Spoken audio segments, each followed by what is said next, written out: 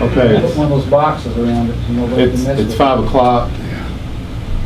We'll go ahead and call the meeting, the Special Finance Committee meeting to order November the 18th, 2015. The first item on the agenda is the approval of the minutes of the August the 28th, 2015 meeting.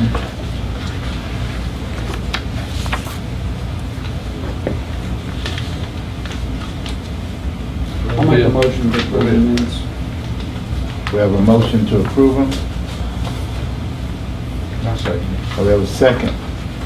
All those in favor? Aye. I will recuse myself. I was gone to class reunion. I wasn't here for that meeting.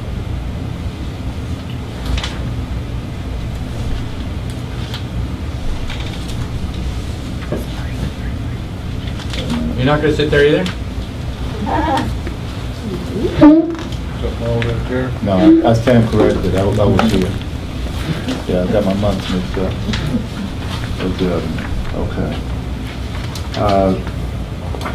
Item number 2 is the City Administration Central Dispatch Financial and Payroll.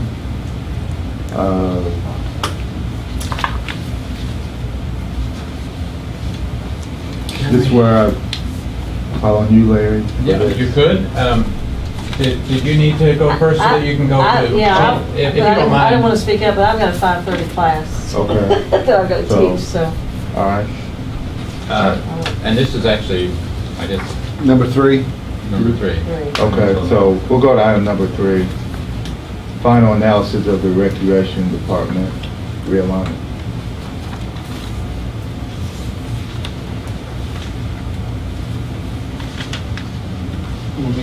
Yeah, Since I put that on the since you agenda. put it on the agenda. Yeah, it was just, when we did the discussions on the finance, on the recreation department, and we did the realignment, at the time, I know we had some discussions about, we're not gonna get the $100,000 from the county, but there was my understanding that we were gonna have it was gonna be a net positive in our regard because of some of the work we were doing out at the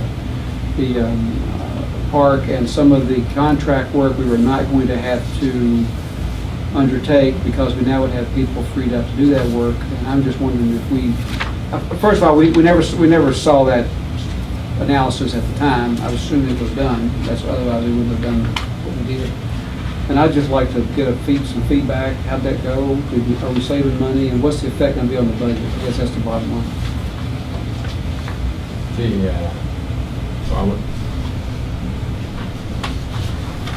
I put this, and you had said in a subsequent email that you'd like to see a spreadsheet. So this is it's in a spreadsheet form, even though there's a lot of words on it. Something in writing. Yeah. And so we've been talking over the last few days. Yeah. And so the county was giving us $100,000. Just to recap a little bit. Yeah. The county was giving us $100,000 a year, and they've been doing that since 1999.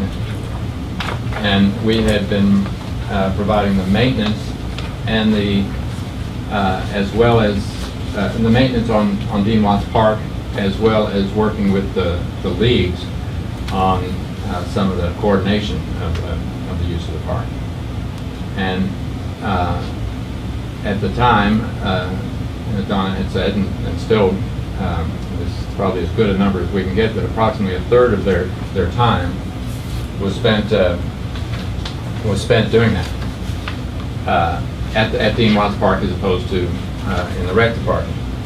And if you look at just the salaries, that comes up to $102,000. That's salaries and fringe and retirement and all the other things that go along with it. But that's not the only thing that we spend, and this is where we could do a little more research if it was warranted. For instance, there's $1,500 in fuel that's just less. What we're spending this year less than last year. But when you look at that 1,500, that's not a whole lot of money, but what it reflects is $1,500 worth of fuel going through machines that we maintain and that we have to buy, and they depreciate and wear out that much faster. And if you think about the work we did at Dean Watts Park, it's a third of the time. It reflects a lot more than a third of the time on the equipment, because what they do there is exclusively operating equipment almost, and what they do here is lots of other things. So, and that would be interesting to work out what that amount of fuel translates into in terms of hours on machines and the cost of machines and the cost of the maintenance of those machines and so forth. It would be something, I'm not exactly sure what. And then the other part of the equation is, what have they been able to do since they've been back here? And this is where Donna put this together, and maybe I'll let her explain some of that, and then the overall effect of the change on the department. You know, generally, we neglected our city facilities a lot, because we would drop what we were doing in order to go out there. And that was it. It was 5 days a week out of the fields, and just about every season from March through November. So we were pretty much out there all the time. And we got our things done here to a degree, but not to the best that we could do it. So since July, these are some of the projects we've done. And my guys, and I just estimate over here labor and materials, and Daniel is actually off today and tomorrow. George is off yesterday and today, because they have to be off in order to make up the time that they work at nights and weekends when our leagues start. So comp time. Well, it's not really, that's their schedule. So in the winter, you know, I don't really call it comp time, but anyway. So in order not to pay them overtime, I let them off a couple days a week, and they work Friday nights, Saturdays, and George works a couple other nights during the week, and Daniel does too for practice. So, but these are some of the things that we've been able to accomplish that we've let go. And it may not seem like a lot to people, it is to us though. But I mean, just painting the gym, we took a whole week without being interrupted going out to the fields, and my guys concentrated on the gym. So I had 3 to 4 guys in there every day for a little over a week painting the gym. And then since then, you know, a little bit here and there, we've been painting the public areas and stuff like that. We had a leak in the gym. My guys were able to repair that. No puddles after all this rain we've had this week. The gravel track up there around the field, you may have noticed, I mean, it was all grown up. You know, grass was in it, so on and so forth. There were ruts in it. We got that all graded out, dense grade gravel put back in, all that kind of stuff. So that was just little things. And we put in new park equipment. You know, now we have 2 parks that are handicap accessible, which we didn't have before. So we were able to put in the sidewalks with Public Works help, thank goodness. And then we graded and sowed seeds, so on and so forth. And we have the ramps that go into the playgrounds, the one up here by the field and the one up by the swimming pool. You know, and those are things that we just haven't been able to do before. And like the pressure washing the pavilion up there, it's just people constantly use the pavilion. You don't get a chance to do that sort of thing unless you've got time in it. So pressure washing that and cleaning all the wood, replace lighting in the pavilion. We got that done before the Bourbon Festival, which really helped. And years ago, when I had that lighting put in, it was a city employee who did it like on the side, but it was $2,500 to put lights in up there. So we did that ourselves, taking out the old lights and putting in a central light in the a point of the pavilion up there, ceiling.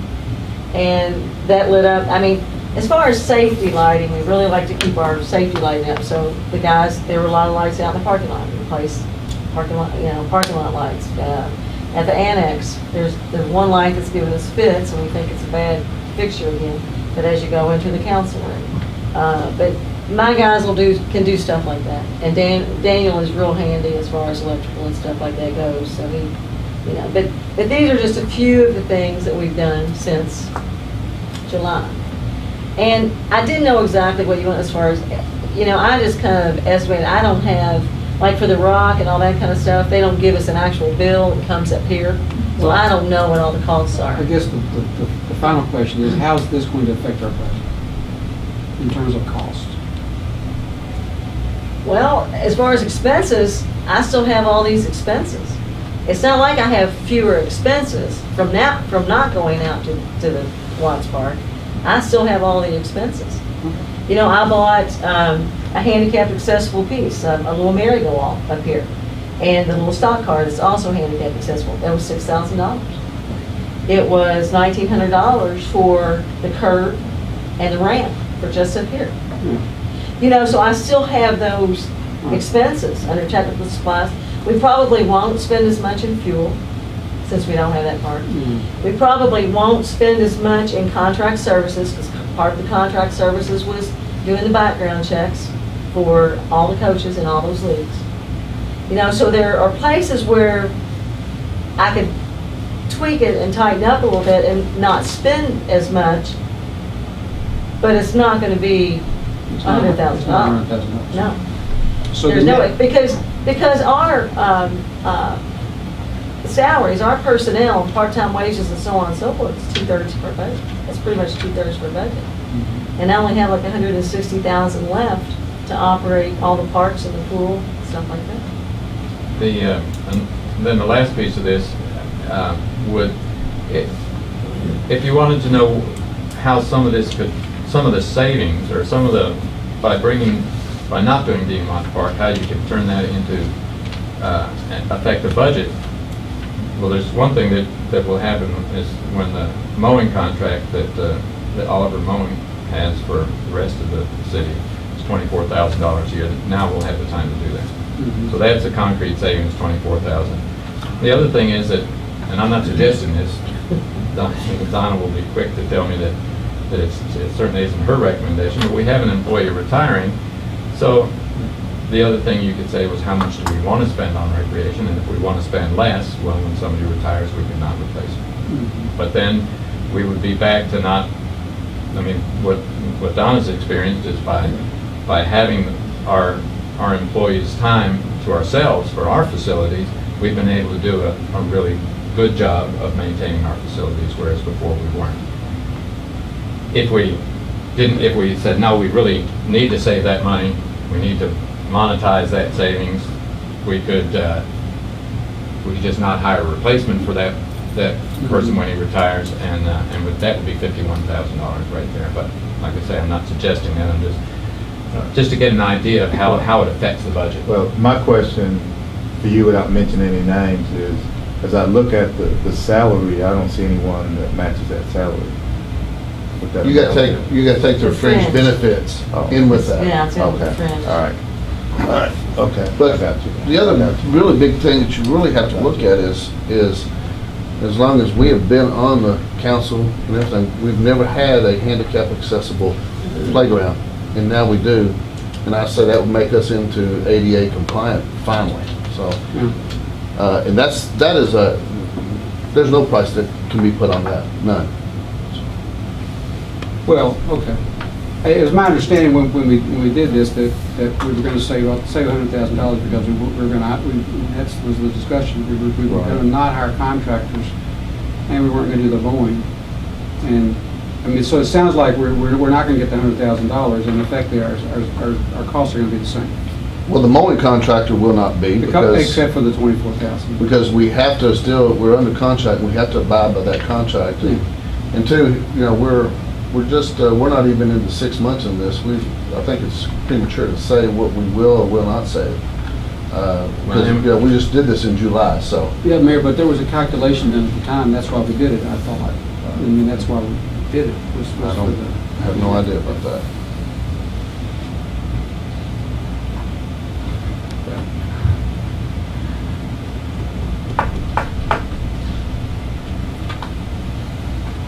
I'm done. Thank you, Fred. All right, thank you, Ms. Donna, appreciate You're that. welcome. Thank you. Okay, we're gonna go to item number 2. It's my understanding that our auditor raised an issue regarding the 911 part of our budgeted because it did not balance at the end of 2014-15. Right. Yeah, and so this was something that was raised by Linda Gray, the auditor, and will more than likely be a note or a finding in our audit, which is we'll get fairly soon. But it seems like a pretty serious situation where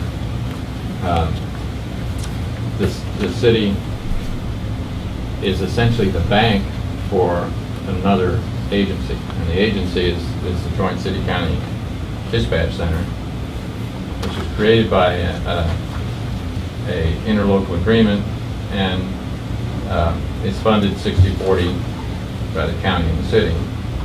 But they are a separate agency. They're not part of the city. They certainly are not part of the city. If anything, they're closer to being. It's a countywide service that they offer, not.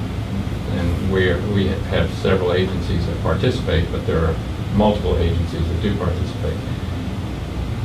What is a leftover from, if you look at the history, of course, dispatch used to be done by the city. It was done by the city police department. It was much smaller at that time, and it didn't include EMS. And then back in 2006 is when we combined them into a central dispatch, including dispatch and police and fire. And I think in our conversation the last time the judge was here, he pointed out the number of agencies that he had and that he controlled that used the dispatch center. So we, and also if you recall, we had this $24,000 that we are now spending for after-hours utility calls, and the judge said that we could just subtract that from what we owe. So our 40%, we could subtract the 24,000. But the dispatch center's finances go through our books, and we pay their bills. So if they overdraw their account, which they have now to the tune of about $60,000, $61,000, we're the ones who are paying their bills. And that if there hadn't been any problem in it, and if they had always had a positive balance, we probably wouldn't have noticed it, we probably wouldn't be talking about it. But because there is a negative balance and they're in deficit, it points up the fact that we have a financial liability for a separate agency we have no control over, no direct control anyway. And we've had discussions about who actually controls the dispatch. So that raised the question of what shall we do about this, and not only is it a discussion of ours, but the auditor also has a concern about it, and we have to take that seriously. I'm trying very hard not to give you a solution too. I want that to be for the council to decide. Well, and Linda also pointed out when I talked to her, because, you know, this is the first time I'm gonna have to review the audit and bring it to the council, and she told me, she said it's, because she does a lot of audits for the cities and counties across Kentucky, and she said it's unusual for the city to control the dispatch center. She said usually it's a countywide service, so the Nelson County controls it. And Larry was there to tell her the history that we've always done dispatch, and it was easier just for us to keep on doing it rather than to turn it over to someone else. Is it easier for us to do it if it's causing a deficit in the checking account? Easier for them, it's a problem for us. Well, yeah, and the checking account. They would have to borrow money. This is one checking account, and so the money's there for them, but if they had their own checking account, everything would be bounced. They would have to live within their means. Right.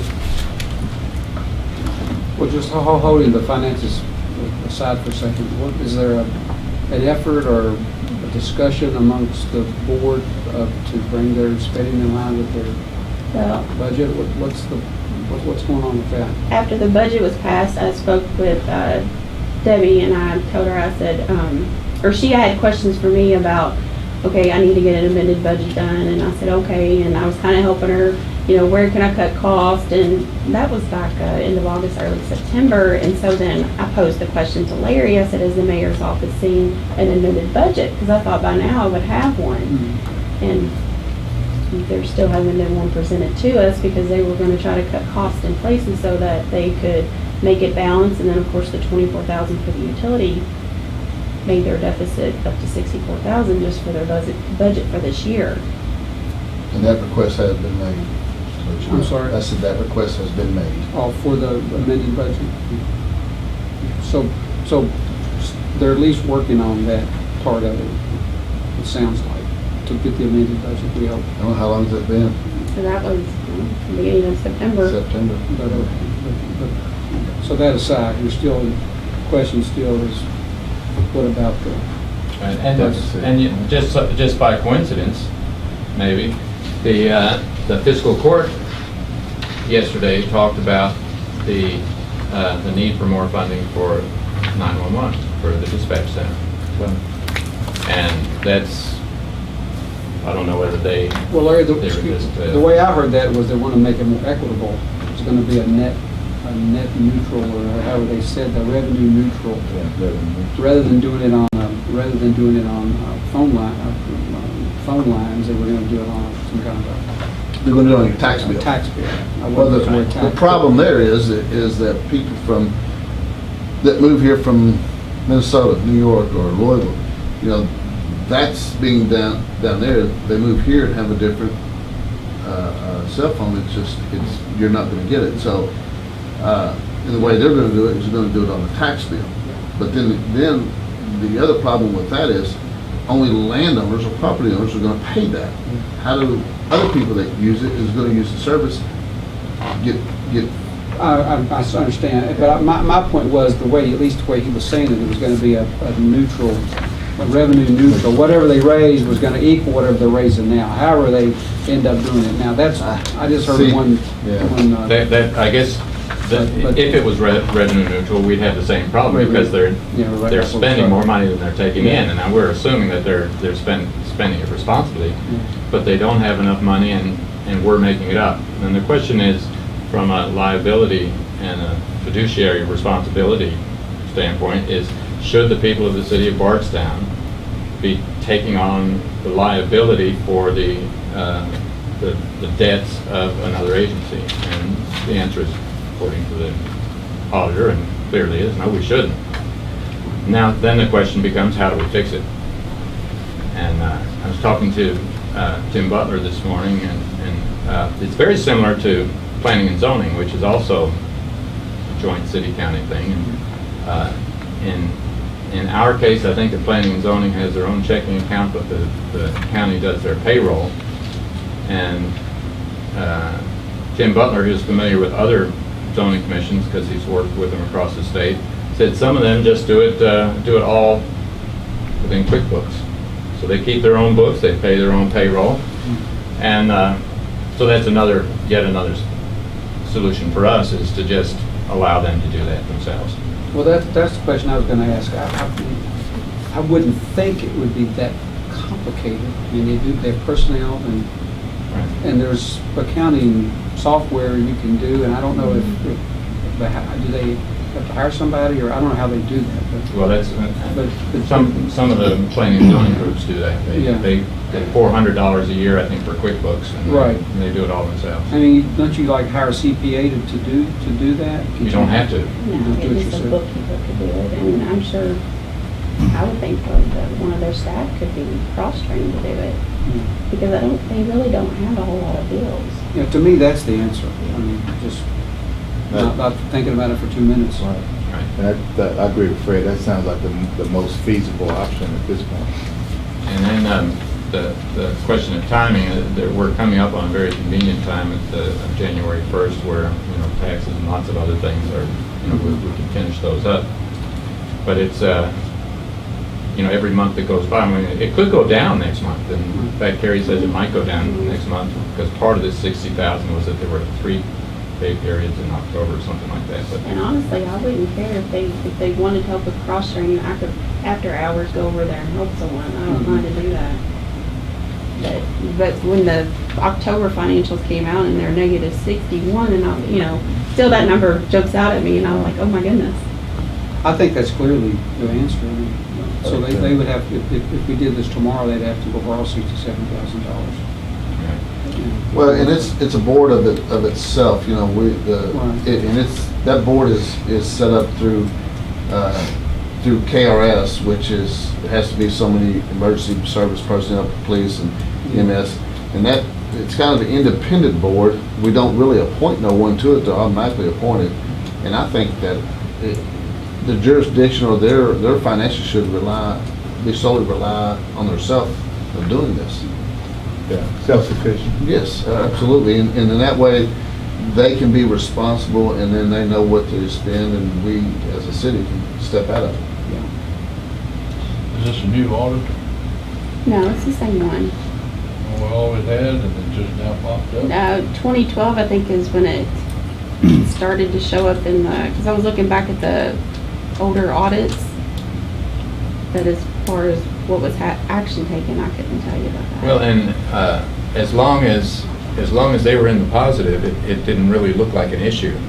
And it wasn't until they started going into the deficit that it caught the attention of the auditor.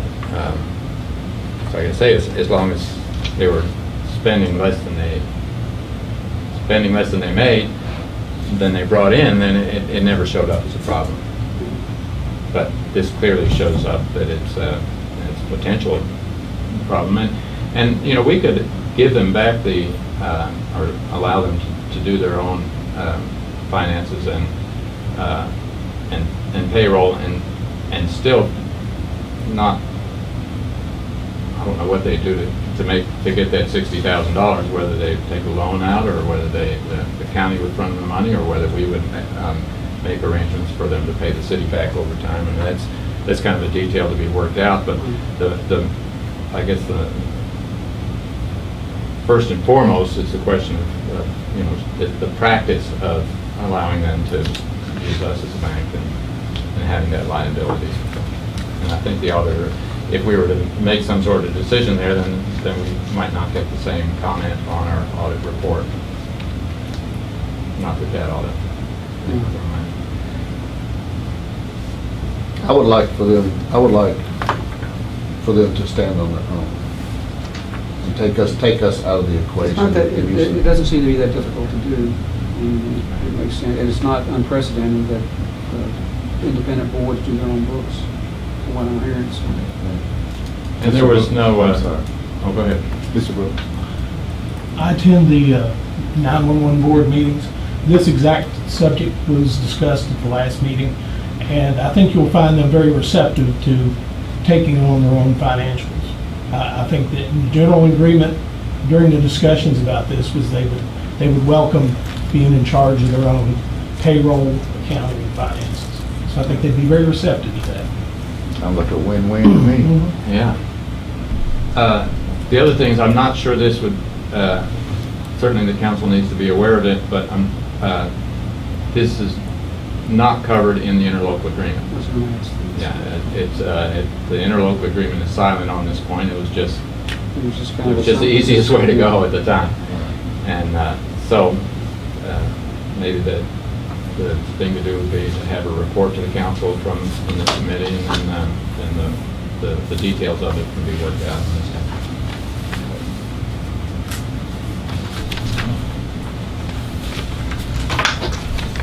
Anything else on that?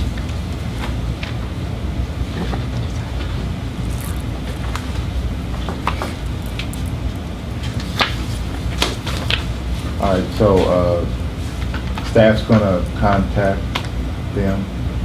Okay. Right. Okay. And we're gonna hopefully do that tomorrow. Yeah. Okay. All right. That appears to be everything. We have called this special committee meeting before, so at this time I'll say that we'll adjourn. Do I need a motion on that? And a second. All in favor? Aye. Aye. We're adjourned.